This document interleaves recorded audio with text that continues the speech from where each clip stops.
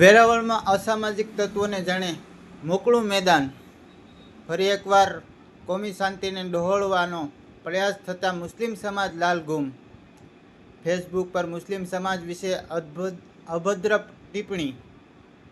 કમલેશ વાંદર નામના Facebook ID પરથી યુવકે કરી વાંધાજનક પોસ્ટ. વારવાર બનતી ઘટનાઓના પગલે મુસ્લિમ સમાજ રોષે ભરાયો.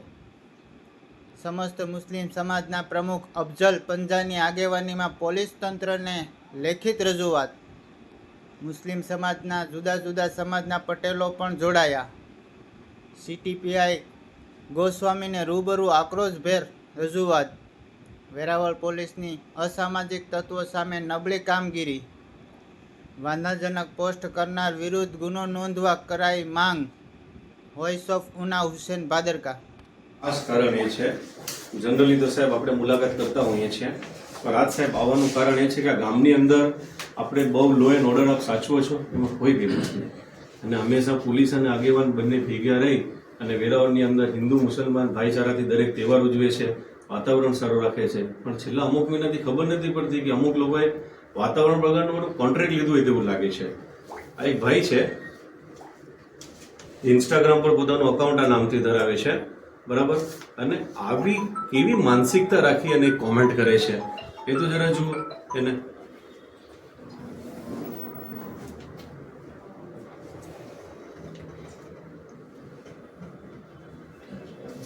એટલે અરજી તો હું લઈ આવ્યો છું અને સાથે સાથે આખા મુસ્લિમ સેવા સમાજના પટેલ લોકો પણ આવેલા છે સાહેબ, બરાબર.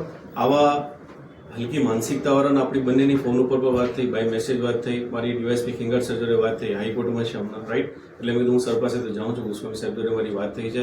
સાહેબ, આ લોકોને જ્યાં સુધી કાયદાનું ભાન નહીં થાય ને ત્યાં સુધી આવી વારંવાર થશે સાહેબ આવું, બરાબર. તો આ ગામની અંદર છે ને આવા લોકો, આ માનસિક લોકો છે ને ગામનું વાતાવરણ બગાડશે. આ ગામ માટે અસામાજિક તત્વો છે આ, અને એને ઉપર સાહેબ કડકથી કડક પગલા લેવા જોઈએ, બરાબર. આવું જાહેરમાં સોશિયલ મીડિયાનો ઉપયોગથી સાહેબ આવું લખે બેન દીકરીઓ માટે, આવું અશોભનીય લખાણ સાહેબ આવું કઈ રીતે સેન્ડ કરે સાહેબ? પછી એમાં થાય શું કે યુવા વર્ગ છે સાહેબ એ પોતાની માનસિકતા ખોઈ બેસે અને પછી ભોગવવાનું આપણે સાહેબ. એટલે આવા લોકોને સર ખાસ કરીને કાયદાનું ભાન કરાવો એને સર એફઆઈઆર કરો, એને નોંધી. એટલે જ્યારે એને ખબર પડશે કે એફઆઈઆર થાય તો એના કેરિયર ઉપર ખબર પડે કે કઈ રીતે કોર્ટ કચેરીના ધક્કા થાય છે અને પોલીસ પોતાનું એકદમ સ્ટ્રિક્ટ વલણ એને અપનાવે. એટલે બીજી વાર છે ને ગામના આવા લોકો ઉપર એક બોધપાઠ રહે અને આવું ન કરે પ્લીઝ. આખું જે સમાજ છે સર આજે આવેલું છે અહીંયા અને ખાસ માંગ કરે છે તેના માટેની. ચોપાટીના ઉપર એક ઝૂંપડી બનાવેલી છે, ત્યાં લોકો કરીને એ બધી ચરસ ગાંજા હર ચીજ પે છે ચોપાટી ઉપર. ખાનગીમાં અમને માહિતી આપજો. ખાનગીમાં તમને વાતાવરણ ગામનું ન બગડે સાહેબ. ચોક્કસ એમાં પોલીસ તટસ્થ રીતે કાર્યવાહી કરશે અને સ્ટ્રિક્ટ એક્શન લેશે. એ તમને બધાને ખાતરી આપી છે, બરાબર સાહેબ. એઝ સુન એઝ પોસિબલ એની તપાસ કરો, બોલાવો એને અને એની ઉપર એફઆઈઆર સર કરાવો કે જેના કારણે બીજી વાર આવું ન કરે. અને એના આવું આજે બોધપાઠ મળશે ને તો બીજા કોઈ નહીં કરે, નહીતર તો એક સિસ્ટમ બની જશે. વાતાવરણ બગડવું ન જોઈએ.